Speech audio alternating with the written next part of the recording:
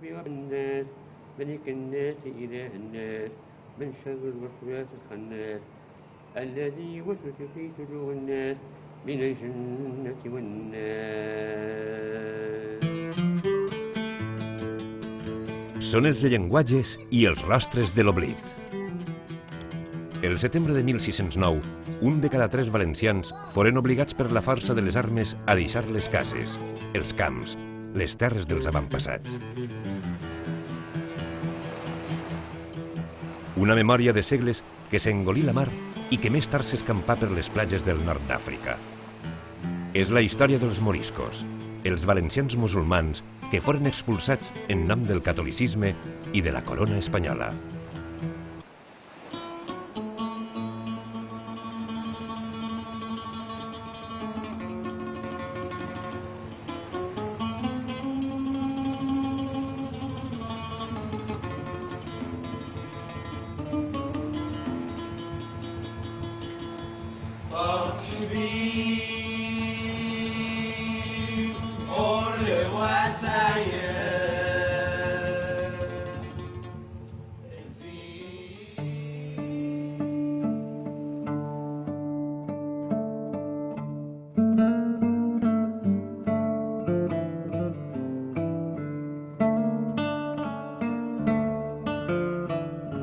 Aquestes línies narren la conquesta de la València musulmana en el segle XIII des del punt de vista dels vencedors. És el llibre dels fets, dictat per Jaume I abans de morir. Ací llegim les gestes d'un monarca conqueridor i messiànic. Un guerrer obsessionat per ampliar ràpidament els límits dels seus territoris. Jaume I tingué molts problemes per sometre els musulmans de Xarca a l'Àndalus, on s'assentava bona part de l'actual País Valencià. Les nombroses viles emmurallades i les resistències de la populosa població islàmica l'obligaren a teixir una complexa xarxa de pactes i permetre la continuïtat d'una majoria musulmana subordinada a una minoria cristiana. Però això no significà la pau. El 1247 es produí una revolta que feu trontollar les encara fràgils estructures del Regne de València. La victòria de Jaume I suposà una tragèdia per als vençuts. La meitat dels musulmans, que arribaven als 200.000, o moriren o foren expulsats, sobretot a Múrcia. Els que quedaren foren desallotjats del litoral fèrtil i deportats cap a l'interior. Jaume I repartí les terres entre els cristians, que es convertiren en senyors feudals d'una població islàmica semiesclava, ofegada per uns impostos elevats i per unes condicions de treball dures. Eixa colonització deixà unes bosses de poblament musulmà que pràcticament es mantingueren intactes fins l'expulsió del 1609. Al nord s'assentaren a les valls del Millars i el Palància i a les serres d'Espadà i la Calderona. A la zona central, els musulmans ocuparen el curs mig i alt dels rius Túria, Magre i Xúquer. Un territori que abastava l'interior de la Foia de Bunyol i els paratges abruptes de la Serra de Martés, la Mola de Cortes i la Vall d'Allora i Cofrents. Més al sud hi havia el bloc muntanyenc entre Cocentaina i Dénia, les serres de la Marina i del Comtat, i en l'extrem sud, la Vall del Vinalopó. A prop del litoral, eren majoria a la vall d'Alfandec, actualment la Valldigna, i a l'Horta de Gandia, regida pels Borja i dedicada al monocultiu del canyamel amb mà d'obra musulmana.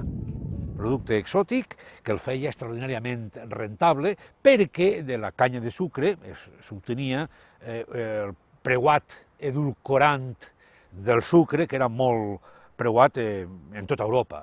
Cal tindre en compte que aquest producte es produïa fonamentalment per a l'exportació a Països Baixos, Gran Bretanya i Alemanya.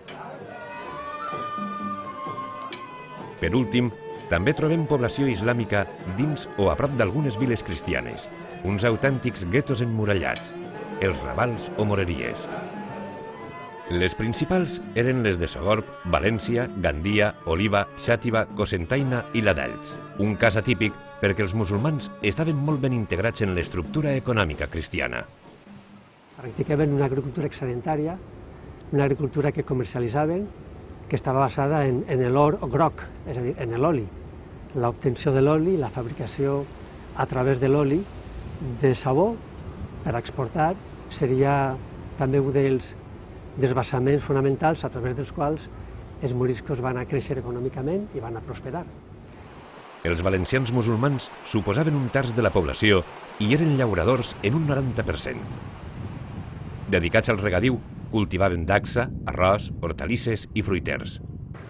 Això els que vivien al pla i a la vora dels rius, que aprofitaven gràcies a una densa xarxa de sistemes de reg, signe d'una profunda cultura de l'aigua.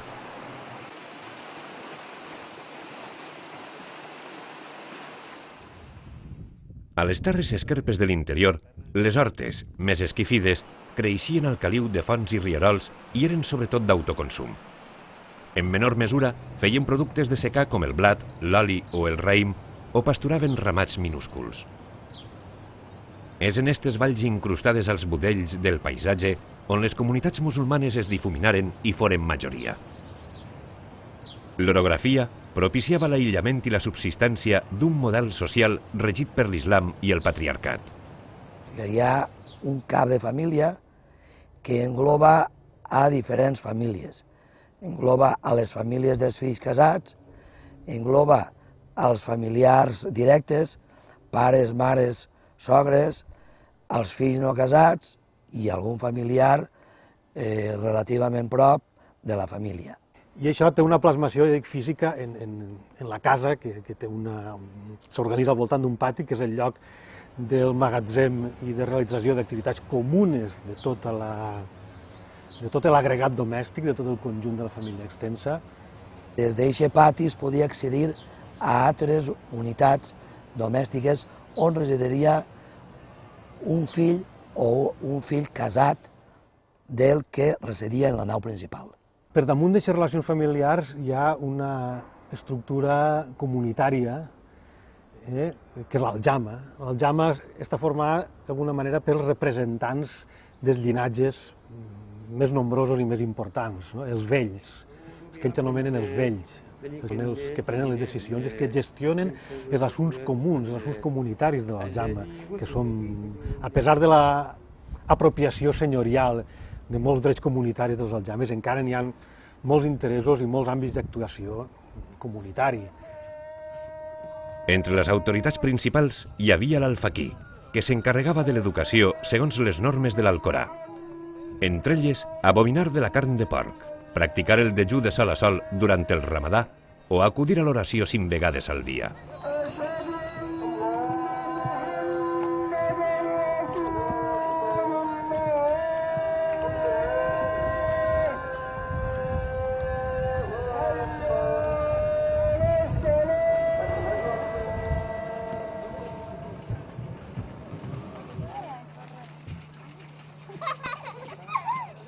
De portes a dins, les dones esdevenien guardianes de les essències islàmiques que transmetien els fills. Només parlaven l'àrab i vivien recloses dins la casa o dels límits de la comunitat. Els homes, en canvi, coneixien el valencià i mantenien relacions amb la població cristiana. Una convivència ben fluida quan les viles i el litoral hi eren a prop. El dia a dia, les relacions quotidianes en el carrer, en el camp, en el bordell o en la taverna, les relacions quotidianes, cal pensar que deurien ser molt normalitzades. Hi havia tota una sèrie d'aspectes que havien de coincidir, un sistema de valors compartits, sistema de valor que va sobre el significat de la mort, el sexe, la justícia, Déu, els diners, la festa, la pobresa. Això, tanmateix, no ens ha de fer oblidar que la segregació existia i que el que no era possible de cap de les maneres era trencar aquesta segregació residencial i aquesta segregació matrimonial. No podien casar-se entre ells, per tant, aquests grups no podien imbricar-se de cap de les maneres, igual que tampoc podien residir entre ells. Els musulmans havien de residir en les seues moreries, en les seues aljames. Això vol dir, per tant, que mai no s'oblida la diferència ètnica i no s'oblida la diferència ètnica i que en moments determinats pot allà esclatar en forma d'odi. Els conflictes augmentaren a mesura que Castella conquistava a l'Àndalus. El radicalisme religiós d'aquells segles contribuïa a enverinar la convivència. Famós esdevingué el verb inflamat i apocalíptic de Sant Vicent Ferrer en contra de jueus i musulmans, o el virulent assalt a la moreria de València el 1455. Una altra data clau fou la capitulació de Granada, últim reducte islàmic independent, el 1492. A partir d'aleshores, els musulmans peninsulars es conegueren com a mudàjars, que significa sotmesos. Una dècada més tard es produí la conversió forçosa al cristianisme de la població islàmica de Castella. Un fet que es reproduïa a València a partir del 1521, després de l'esclat de la Germania, que marcà el destí dels musulmans en estes terres.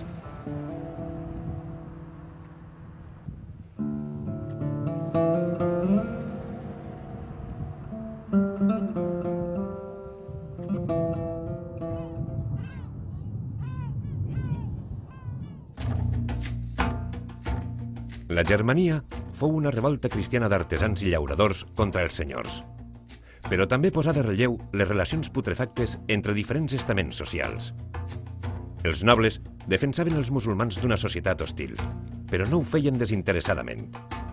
A canvi, els aplicaven impostos i sous miserables que, per efecte de la competència, estiraven a la baixa els jornals dels cristians. Els mudàjars, atrapats en eixe cercle viciós, esdevingueren bocs expiatoris d'uns agermanats que afegiren a la revolta una bona dosi de ressentiment racial. La batalla decisiva es lliurà el 1521 a les vores del riu Vernissa, a pocs quilòmetres al sud de Gandia. Les tropes agermanades de Vicent Peris, tot i ser inferiors en nombre i armament, derrotaren la coalició reial en aprofitar les particularitats del terreny. Planteja la batalla, des del meu punt de vista, en una zona d'arbolat en la qual la cavalleria reial no podia moure's. Jo crec que en la zona on les muntanyes s'ajunten en la planura, en la vall del Vernissa, on l'artilleria reial disparava per dalt dels caps dels agermanats, i tot allò contribuí a inutilitzar l'avantatge de les tropes reials. Gandia fou saquejada, com també el Palau dels Ducs, que hagueren de fugir. Un fet que marcà la vida de Francesc de Borja, encara un xiquet d'11 anys. En el futur, dirigiria el ducat, l'engrandiria i fundaria a Gandia la primera universitat jesuïta del món.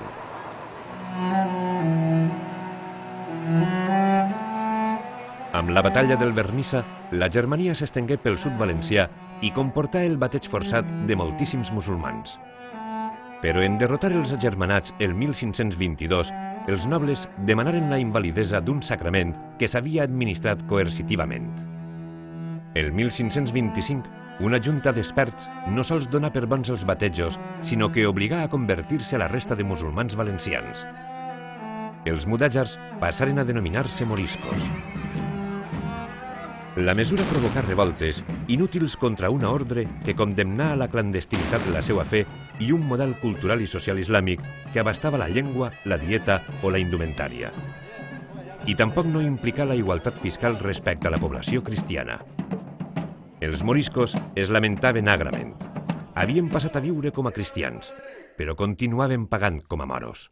Ells eren conscients que eren una població vençuda i els únics que estaven disposats a no suportar aquella situació el que feien era emigrar al nord d'Àfrica, cosa que de vegades es produïa, i de vegades inclús fugides massives. El 1632, l'agost de 1632, així on som, l'alqueria de Xara, tot, absolutament tot, els habitants de l'alqueria de Xara s'embarquen en unes fustes, unes naus que els estaven esperant-los a la mar i immediatament és repoblada per cristians, per cristians vells. Bé, això és tot un signe, efectivament, que les coses havien canviat profundament. S'havia alterat aquests límits, principis de convivència o de tolerància i que mai més no es tornarien a recuperar.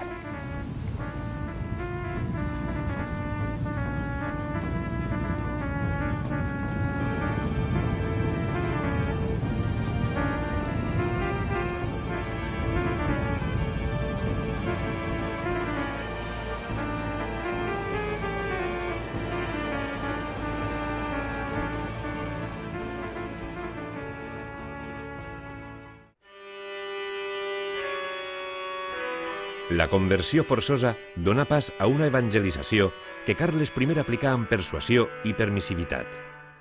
La catequesi fou insuficient, les noves parròquies escasses i els sacerdots, poc preparats, mal pagats i enfrontats amb uns pobladors que practicaven l'islam furtivament. També s'organitzaren grans campanyes missionals que fracassaren en part perquè eren en castellà, una llengua estranya per als moriscos valencians. Amb Felip II, la Inquisició, fins ara al marge, s'escampà com una ombra policial i violenta sobre les aljames.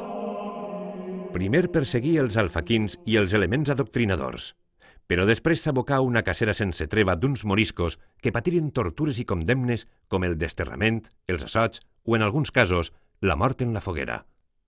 Durant l'últim terç del segle XVI, una atmosfera espesa de delacions, ressentiments, pors i desconfiances contaminava la societat valenciana i es reflectia en els nombrosos memorials i processos inquisitorials.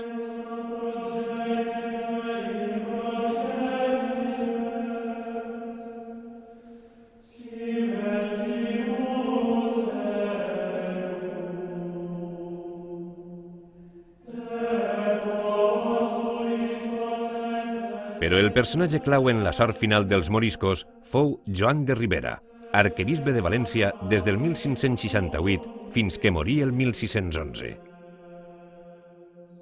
Se toma con verdadero interés el proceso de evangelización y de cristianización de los moriscos y opina que lo fundamental es crear parroquias y tener buenos párrocos, y que las campañas misionales de evangelización, los edictos de gracia, todo eso no sirve.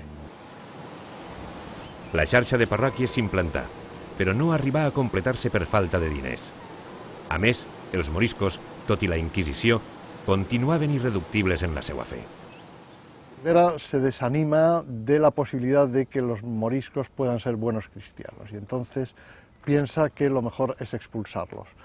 Va a ser el principal impulsor de la medida de la expulsión. Y entonces será cuando acceda al trono Felipe III y su valido el duque de Lerma sea el que realmente lleve las riendas del gobierno, cuando Ribera en 1601 y 1602 envía una serie de memoriales a la corte pidiendo claramente la expulsión de los moriscos y justificándola porque considera que los pecados que están cometiendo los moriscos con su apostasía y, en definitiva, la tolerancia que las autoridades están teniendo con esa apostasía pueden hacer que Dios castigue a España con, de nuevo, pues una invasión musulmana. Es una denuncia profética, yo creo que Ribera la creía firmemente y convence a la monarquía de que no hay realmente posibilidad para que los moriscos sean buenos cristianos. Es, por tanto, el responsable intelectual, no político, sino intelectual de la expulsión. Però el dilema morisc provocà en Ribera un greu conflicte interior. Volia l'expulsió, però també era conscient de l'impacte econòmic i social per al regne de València. Per això demanà, de forma un tant desconcertant per a la cort, que se n'anaren primer els castellans, que eren molt minoritaris y estaven molt més integrats que els valencians. Finalmente, en 1608-1609, la corte y el duque de Lerma deciden que los que hay que comenzar a expulsar son los valencianos. Cuando Ribera se entera de que la expulsión va a comenzar por Valencia, realmente pues le choca, protesta, quiere oponerse a ello, lo que pasa es que no puede y finalmente tiene que aceptar y asumir la expulsión de los moriscos, asumir la responsabilidad de la expulsión de los moriscos. Ribera se sentia utilitzat i amb raó, ja que l'expulsió anava més enllà del fet religiós. Jurídicament s'invocà la seguretat de l'Estat.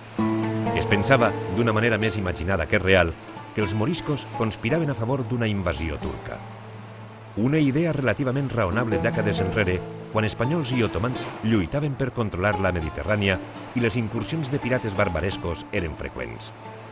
Sobretot a la costa de la Marina, escolpida de penya-segats i platges amagades. El litoral valencià arribà a reunir 58 torres de guaita i una desena de fortificacions.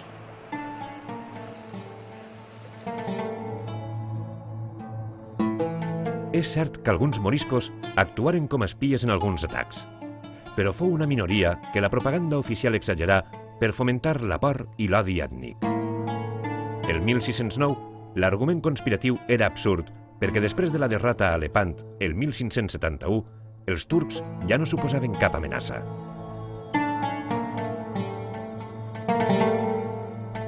Probablement l'expulsió nasqué d'una barreja de factors entre els quals la decadència de la monarquia en l'exterior sembla decisiva. Felip III havia firmat amb França i Anglaterra unes paus amb aroma de derrota i havia fracassat en la conquesta d'Alger. Per últim, el 1609, pactà amb les Províncies Unides una treva que li retallava la influència i el prestigi a Europa. Calia, per tant, un colp d'efecte, un gran fet que evocara antigues glòries imperials. Podem parlar dels odis, podem parlar de si s'entenien o no s'entenien, si els cristians vells volien que se n'anaren. Però com tot l'important en la història es decideix en els ressorts del poder, de la política amb tots els ets i els uts, la política en mayúscula. I qui té el poder, aleshores, el poder no està dins de l'antic Regne de València, el poder està dipositat, emergeix, es identifica amb els interessos de l'imperi espanyol. Felipe III y Lerma quisieron de alguna manera dejar patente que España seguía siendo lo suficientemente fuerte, o lo suficientemente poderosa, o lo suficientemente convincente como para expulsar a una parte de su población. Cal suprimir-los, cal suprimir aquest registre de singularitats. Ja sabem quina ha sigut la història d'Espanya, la construcció d'Espanya és la construcció d'una nació unitària, suprimint, silenciant, anorreant les particularitats. Això vol dir, per tant, que la construcció d'Espanya ha estat precedida per neteges ètniques.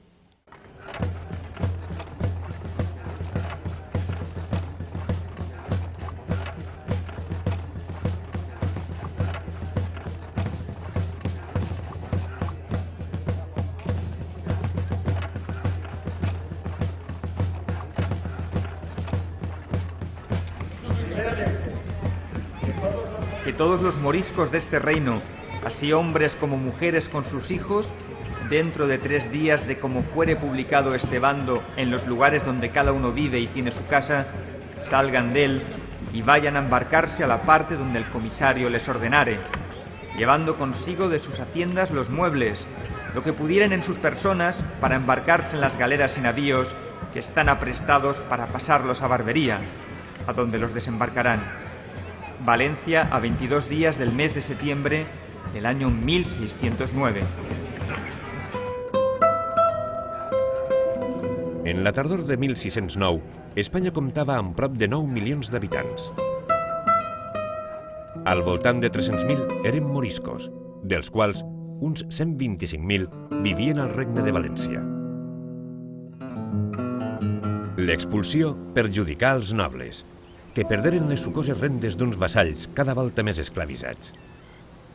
L'oposició inicial dels senyors derivà cap a una acceptació entusiasta que barrejava la resignació i el pragmatisme. L'exemple més clar l'oferia el duc de Gandía. Es el primero que los lleva a embarcar al puerto de Denia y así ganar puntos ante la corte, ante Lerma y ante Felipe III, tratando de conseguir mercedes, favores de la corte. El duc de Gandía tingué la delicadesa d'identificar-se amb els seus vassalls i acompanyar-les, també per evitar algo que estava ocorrint en les columnes de moriscos que es dirigien als ports d'embarcament, que eren els assalts, els robatoris. D'altres, en canvi, adoptaren una actitud ben diferent. El comportament del senyor d'Elx o la responsabilitat política del marquès d'Elx sembla que va ser prou negatiu. En el trasllat des de l'Arrabal fins al port de Santa Pola, els soldats del marquès d'Elx van assaltar els moriscos i els van deixar pràcticament amb la seva roba.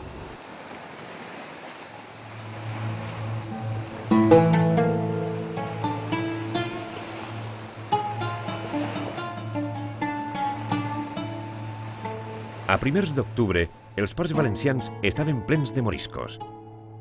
Així ho reflecteixen les pintures que Felip III encomanà per publicitar l'expulsió. No hi ha fatiga ni pesar i les morisques ballen alegres davant la immediatesa de la terra islàmica. La realitat fou ben distinta. Una bona quantitat de moriscos preferí viatjar en mercants i no en galeres reials per por a uns soldats sempre àvids de botins i fortunes. La decisió fou nefasta. Molts mercants amagaven tripulacions cobdicioses que els robaren i els assassinaren en alta mar. En moriren milers en un trajecte fatídic cap al nord d'Àfrica. El destino lógico es el de Orán, que es Orán Mazalquivir, es una ciudad presidio, que es la única posesión que tiene en las cercanías la corona española. De tal manera que las naves comienzan a ir a Orán una detrás de otra.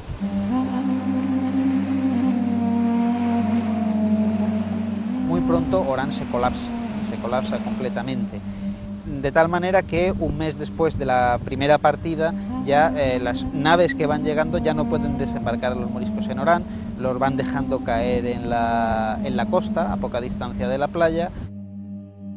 Eso conduce a que algunos de los moriscos que llegan sean atacados por las tribus nómadas que recorren el norte de África, el espacio entre ciudades, las tribus beduinas, que ven a una gente que llega allí con la que no tienen ningún lazo y entonces les atacan para robarles todo lo que tienen. Estes notícies arribaren als ports on encara hi havia moriscos embarcant. Unides als robatoris i a l'escàs-termini per vendre els béns, provocaren les rebel·lions de la Vall de Laguar i la Mola de Cortes.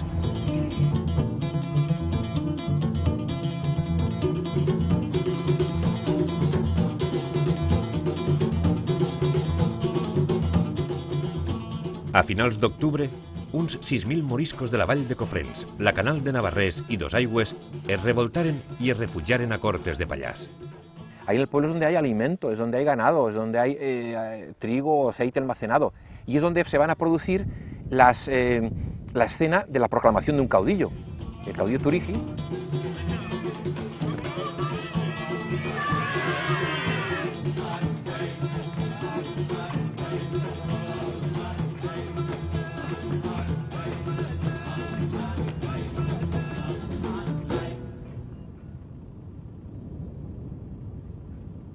Davant la proximitat de les tropes reials, els moriscos, sense apenes armes, buscaren abric dins l'esquerpa fisonomia de la Mola. Esconderse por las cuevas, esconderse por las grutas, esconderse cerca de las fuentes, subir ganado, subirse a las mujeres, subirse a los niños. No son guerreros, son labriegos, conocen el terreno, saben defenderse. Es cierto que van a hacerlo de la manera que sea, tirando piedras aquí mismo, tirando piedras a los que vienen por abajo. Sobre todo va a ser un poco una guerra de guerrillas, en la medida en que tampoco los que están aquí son guerrilleros, sino es gente que está acostumbrada a vivir, a sobrevivir, a aguantar las calamidades.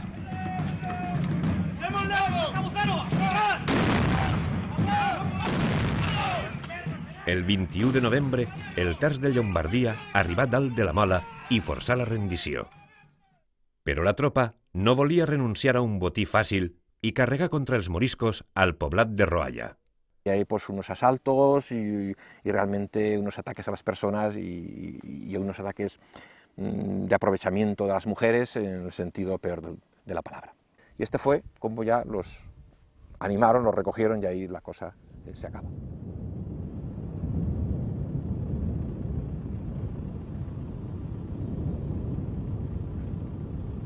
A mitjans de novembre, 17.000 moriscos de la Marina i el Comtat s'atrinxeraren a la Serra del Cavall Verd, a la Vall de Laguar.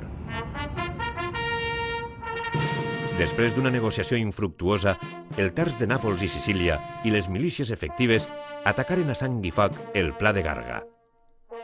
El resultat evidencia la desigualtat de forces. 1.500 moriscos morts contra 2 cristians. Els xiquets els agarraven pels peus i els esclafaven contra les penyes. Per un altre costat va haver un espoli, un botí de guerra. Els soldats tallaven les orelles de les morisques per a endur-se les arracades, ni tan sols s'aparaven a llevar-les. Vull dir que va ser una massacre autèntica. El gruix dels moriscos, uns 15.000, es refugia al Penyal Roig, la part més alta de la serralada. Les tropes el que fan és envoltar-los i esperar la rendició, ja que el Penyal Roig no té aigua ni té subministres suficients com per a que la gent poguera aguantar molt de temps. La situació es tornà desesperada i els moriscos capitularen i baixaren en grups de 1.000 en direcció al port de Dénia.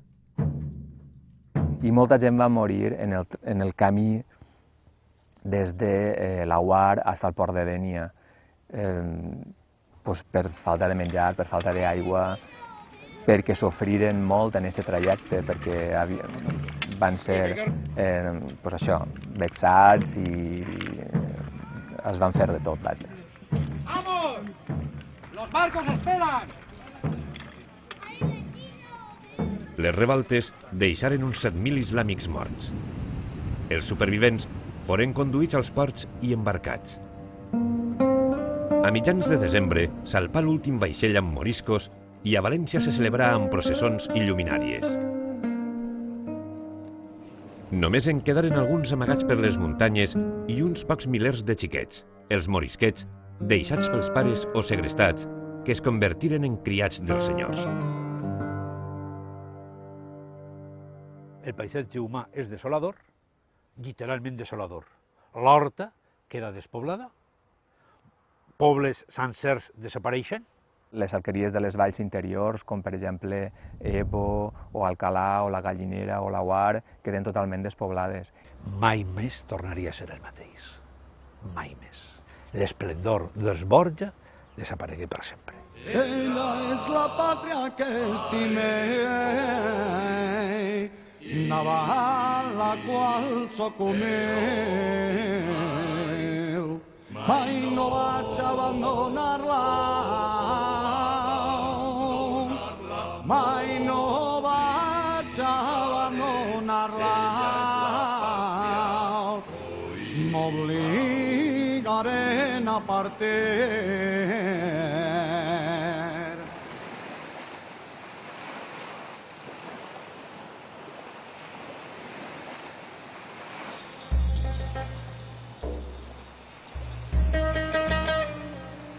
Al nord d'Àfrica, les autoritats del Marroc i d'Algèria, que formaven part de l'imperi turc, enviaren tropes a Orà per protegir els moriscos dels atacs de les tribus nòmades.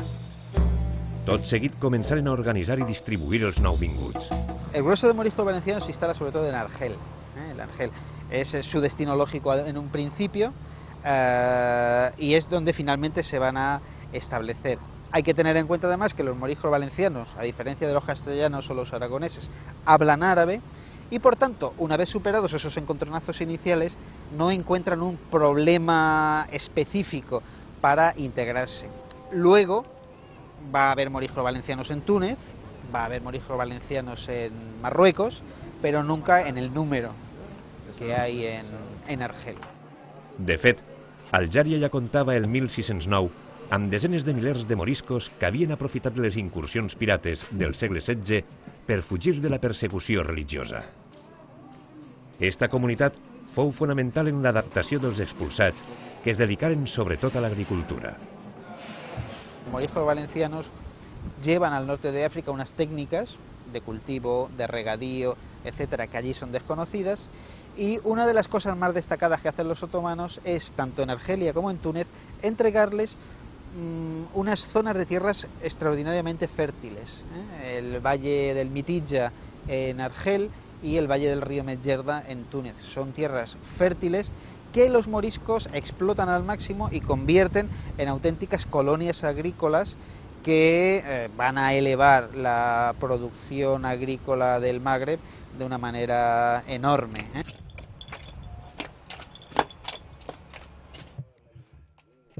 Els valencians també destacaren en l'artesania i l'arquitectura. Sobre todo el empleo del ladrillo, por ejemplo, que se hace en todas las partes de los pueblos moriscos.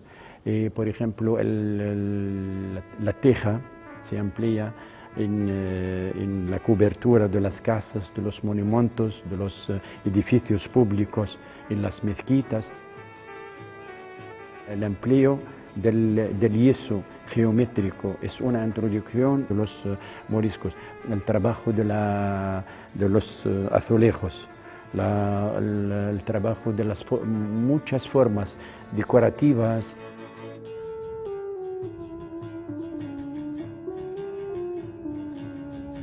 A Tunísia, els pocs valencians pront es diluïren entre els 80.000 moriscos aragonesos i castellans que arribaren el 1610.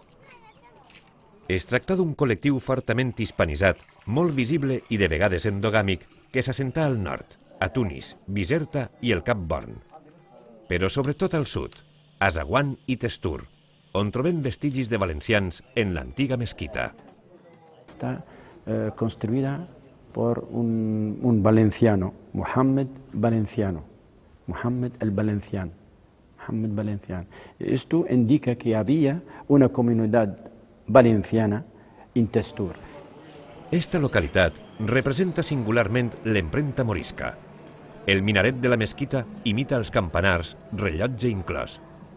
Un cas insòlit en el món àrab. A més, els carrers trenquen amb la irregularitat islàmica. Son uniformes y desemboquen en una plaza. Es un urbanismo regular, un urbanismo ortogonal, es muy diferente del urbanismo anterior. No hay diferencia entre Testur y un otro pueblo español de la época.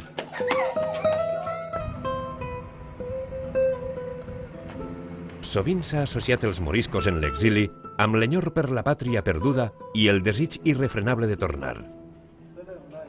Fins i tot s'ha dit que molts conservaren les claus de casa i documents de propietats durant segles.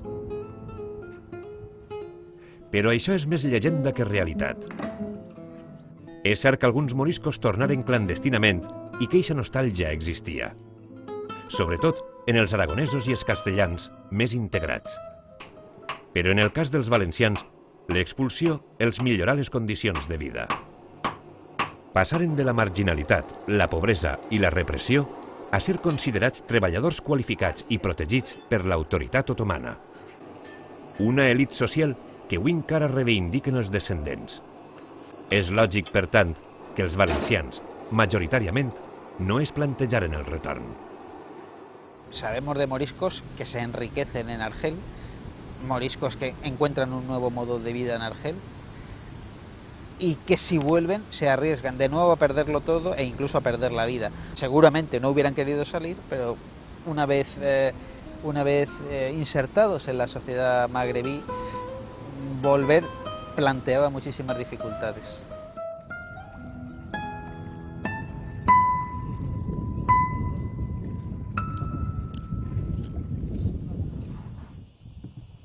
Mentrestant, a València començaven a coure les ferides socials i econòmiques derivades de l'absència dels moriscos. L'impacte econòmic fou greu, però amb matisos. Els moriscos no eren uns agents econòmics massa importants. La major part de la població morisca valenciana era pobra, practicava una agricultura de subsistència, escassament dirigida al mercat.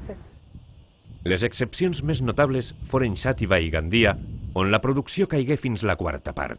El sucre desapareix fulminantment a partir de 1609 i queda reduït a un conreu absolutament residual. Les conseqüències econòmiques es dissolgueren en allò que s'anomena la crisi del segle XVII i que implicà una davallada comercial i financera internacional. Però el que no pogué esborrar-se foren els forats en el territori que deixaren els moriscos i que els senyors s'afanyaren a tapar amb una repoblació bastant conflictiva. Jo crec que, a més, van fer alguns càlculs massa optimistes. Jo pense que ells van imaginar una repoblació molt ràpida, que vindria gent de tot arreu, de mitja Europa, atrets per l'oferta de terra que aniria, i allò no va ser el que va passar. La repoblació fou lenta, fou difícil, i a més fou problemàtica. La repoblació fou sobretot una redistribució de terres, ja que s'efectuà en un 85% per valencians. Un col·lectiu nombrós fou el dels mallorquins, que s'instal·là a la Marina Alta. En menor mesura arribaren italians i francesos. Les terres bones prompte s'ocuparen i les collites no s'interromperen. En canvi, a l'interior, la repoblació fou costosa i la demografia tardà dècades a recuperar-se. Els senyors foren els grans responsables de l'estancament, ja que intentaren aplicar als repobladors la mateixa fiscalitat que als moriscos, cosa que provocà disputes. A més, els nouvinguts eren els més pobres i amb menys aptituds de les comunitats d'origen. I molts dels forans no destacaren per la seva capacitat d'adaptació. De Mallorca no vingué precisament allò millor de cada casa, sinó sovint gent aventurera que intentà provar sort en la península, alguns dels quals no acabarien d'acostumar-se a la nova vida d'agricultors i literalment se tiraren al món i es feren bandolers. Este cúmul de situacions endarreria el desenvolupament del Regne de València, hipotecà la pau social i encengué una conflictivitat que tardà molt de temps a extingir-se.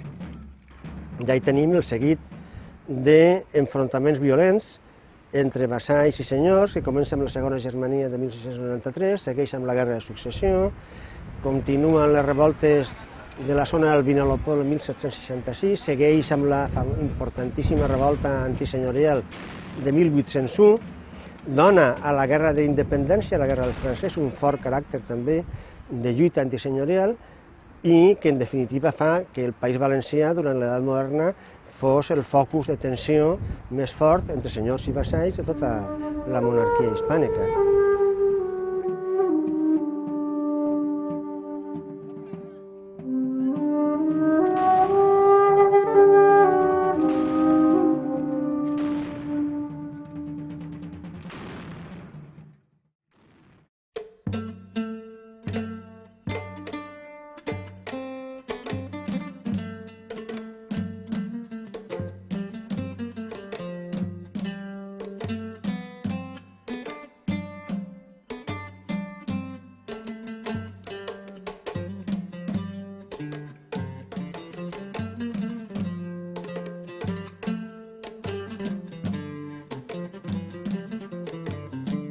L'experiència de fa 400 anys ens indica fins a quin punt la convivència interétnica en societats multiculturals pot ser problemàtica si una sèrie de qüestions de ciutadania universal, de avui en dia, de drets bàsics, no formen part de la cultura cívica de la pròpia societat en la que se viu d'aquesta manera. Vaig dur l'esguarde vers un rierol clar i lluent, transparent com despí, i un vell bailet vaig veure que nadava... La història ens dona exemples que no n'hi ha que repetir. Casos pareguts al de l'expulsió dels moriscos és la Guerra dels Balcans, per exemple, que són guerres també de religió, i tenim que dependre de la història, tenim que entendre que les societats poden conviure en pau i no arribar a aquests extrems.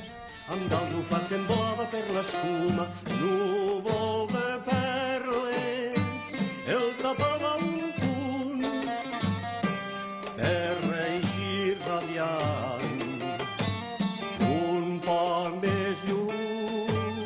Es un mundo donde, por otra parte, el actual, donde creemos que somos tolerantes y realmente los niveles de tolerancia son muy diferentes a los que existían hace 400 años. Ahora, no obstante, las relaciones entre culturas, religiones distintas no dejan de producir roces que lo que hay que esperar es que sean enfrentados con una visión muy distinta a la de 1609.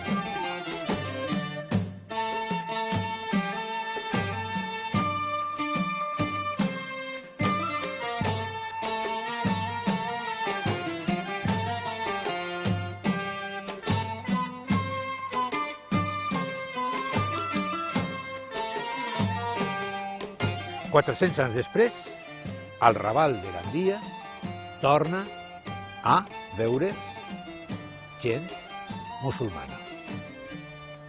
Avui no n'hi ha muralla al llarg del passeig de Gandia que separe la vila cristiana del Raval musulmà. No hi ha aquesta separació física, però potser estem alçant muralles que no es veuen, però que existeix aquesta separació.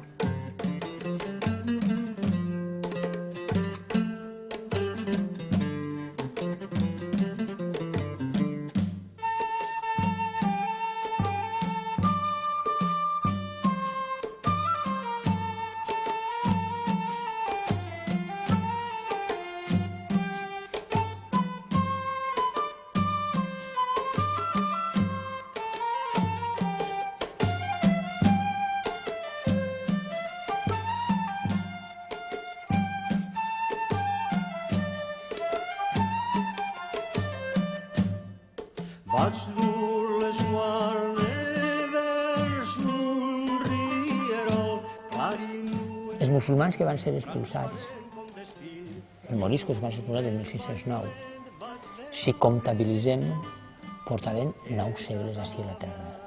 Com a mínim, perquè molt bé podien ser inclús anteriors.